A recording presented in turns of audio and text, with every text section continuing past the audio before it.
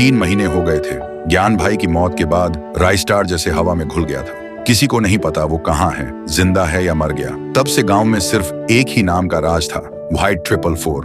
हर दिन लोगों को पकड़ता, जिंदा जला देता, गांव का सुकून छीन लिया था। आसमान में रोज धुआं होता था और जमीन पे सिर्फ राख। लेकिन एक रात व्हाइट 444 के प्राइवेट गोदाम में एक भयानक धमाका होता है। उसका सबसे महंगा fighter jet, rocket launcher, fighter truck, सब कुछ जलकर राख हो जाता है। व्हाइट 444 भाग कर आता है और जब देखता है पहली बार, उसके चेहरे पर डर होता है।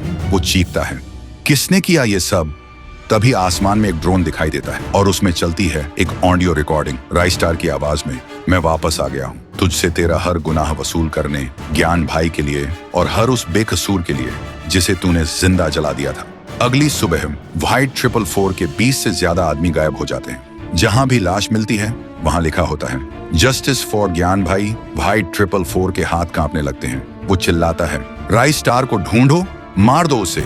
तभी आसमान से एक बड़ा सा पक्षी, मैकेनिकल ड्रोन बर्ड, उतरता है और उसके ऊपर बैठा होता है राइस्टार। सीधा व्हाइट 444 के सामने उतरता है।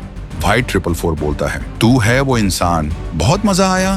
पहली बार कोई टक्कर का मिला, पर तू अकेले आया, बड़ी गलती कर दी। राइस्टार बोलता है, मैं अकेले आया हूँ, लेकिन तेरे सामने ज्ञान भाई की रूह भी खड़ी है।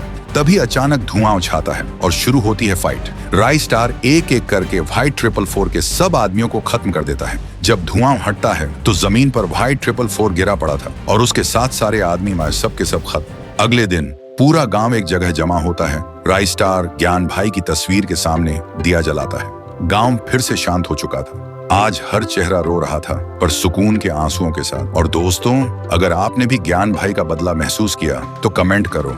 Legend never dies.